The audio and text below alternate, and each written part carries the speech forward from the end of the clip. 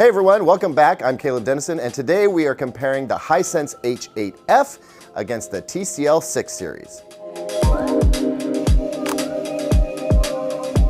So we've been having this discussion in the comment section about which TVs should be compared to each other. And as you can imagine, we could be comparing TVs all year and still not be able to compare all of them.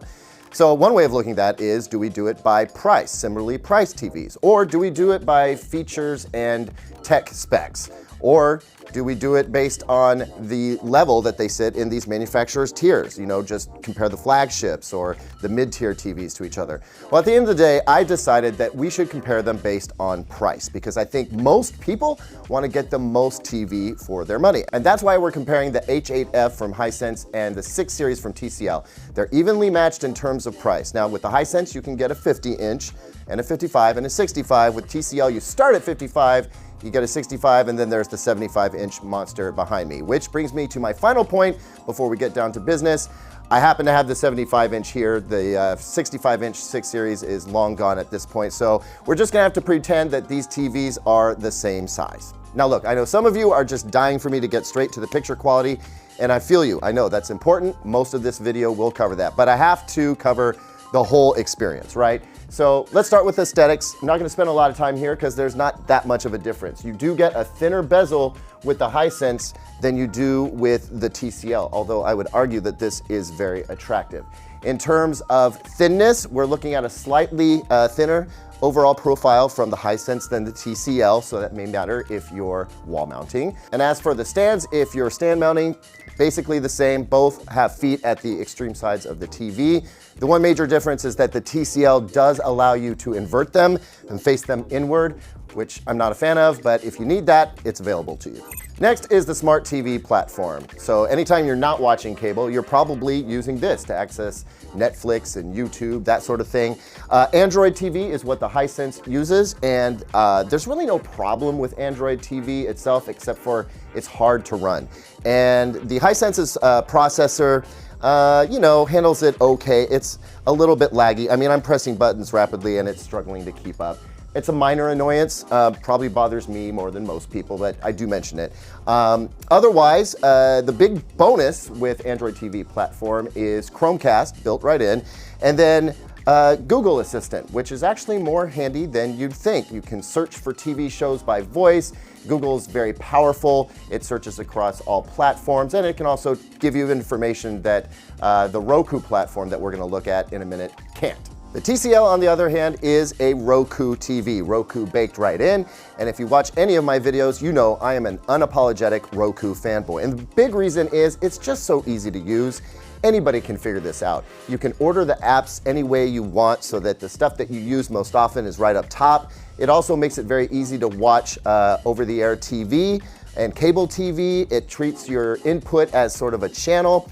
I would say this, if you're buying this TV for someone else who isn't very tech savvy, this is the way you want to go. It's an excellent operating system, and for that matter, if you buy a non-Roku TV, I'd recommend getting a Roku streaming stick. It's that good. Another note, there's actually 2 versions of this TV. There's the 75R615, which comes with a non-voice remote, and then there's the 75R617, which does come with a voice remote. And when you use voice on Roku, it's searching within Roku, so it's limited to that platform. Still, it makes finding what you want to watch super easy. Okay, now it's time for the picture quality portion of this comparison. And to evaluate these TVs, we're going to do it 2 ways. 1, we're going to use some test patterns, and then 2, we're going to do some real life viewing and kind of compare the televisions to how they handle real content. For the patterns, we're using a VideoForge Pro. Soon we'll have the new Spears and Munsell disc, which will be really fun to use. But the great thing about this is that I can specify the resolution and I can switch back and forth between SDR and HDR mode. And this really just helps us understand how the TVs process, how they behave. And as you're about to see, there's some very revealing stuff to talk about. Okay, the Hisense is on your left, the TCL is on your right. We're in SDR first to go through all these patterns. So we start with these core corner boxes, we're looking for blooming on the TVs, and it's very obvious that the Hisense has a good 4 or 5 inches of blooming around each of these boxes. That's a bit too much, and with the TCL, we don't see much blooming at all. So in this test, I'm gonna call it a win for the TCL. Next, we move to a checkerboard pattern. And when you've got bright boxes like this, your iris shuts down and it's really hard to see what the black level is. You have to use an instrument to measure that. I'm not measuring right now. So subjectively, I'd say these look about the same. The Hisense maybe a little bit grayer. Now check this out.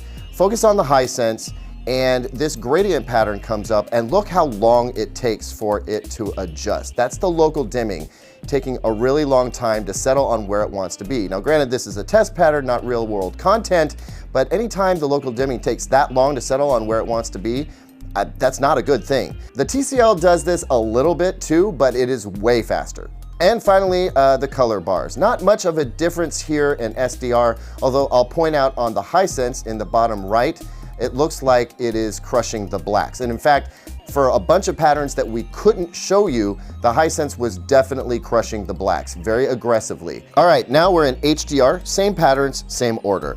With the corner boxes, we notice immediate improvement from both televisions. Part of that is just the enhanced contrast because we have a higher peak brightness going on here. But I do see that there's a bit less halo on the Hisense. That's something that we noticed in our review when we switched from SDR to HDR. The blooming got better. Next, we switch to the checkerboard pattern, and there's not a lot to take away here except for both are capable of about the same level of peak brightness. The difference is not even worth talking about. And as far as the black level goes, which is what this is supposed to show, in a room with daylight, you can tell zero difference, and in a dark room like this, it's hard to perceive any difference at all, and that's partially because the whites are so bright. With this next test pattern, we see more of the local dimming adjustment. Takes a while for the Hisense to catch up. And what I'm noticing here is that the black levels have gotten way better on the TCL. It used to look like pure gray before. And with the Hisense, we're seeing more aggressive crushing. As we move towards gray, it just crushes it down to black. Back to the color bars, and here we see more of a difference in HDR mode over SDR. With the TCL, we're seeing some overdriven reds, and that magenta is just fierce, almost neon. And I'll tell you what, when you look at actual neon on this television, it's like the most neon you've ever seen. It's almost comical.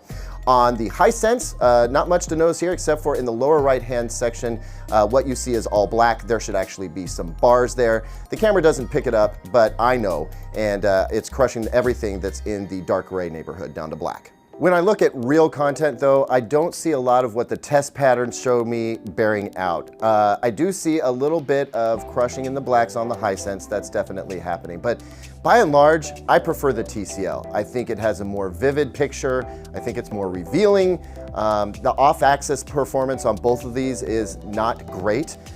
So there's that going on. But I mean, it's extremely tight race between these two TVs, which is impressive because I didn't expect the Hisense to punch up quite as well as the TCL is doing. So here's our parrot, and here's a great example of how the reds will differ between the TVs.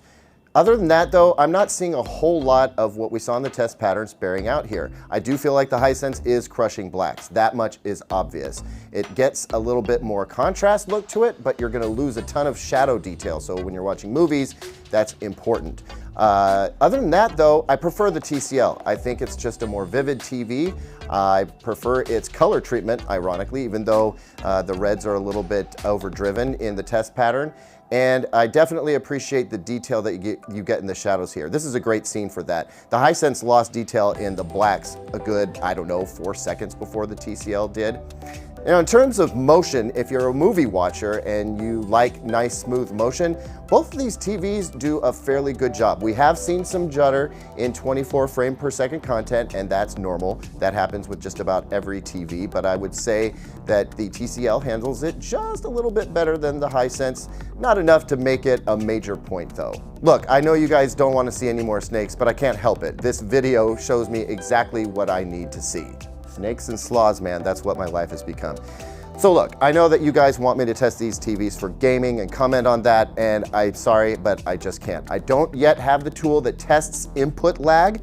And also, I'm not a very good first-person shooter, so I can't do it subjectively either. Sorry, there are other channels that do that really well though, so I highly suggest that you check them out. Those guys also do great TV reviews. But look, at the end of the day, I'm gonna say I prefer the TCL in this battle just a bit. I think it has a more vivid picture. I like the OS better. It's just a better deal for me overall. And I do feel like TCL has finally gotten a hold on screen uniformity, so I think it's something that you can buy with confidence. So look, the 65-inch version of each of these TVs is $700. I think you're gonna be pleased either way, but if you really want the best overall picture quality and the best experience for your money, I gotta go with the TCL 6 series.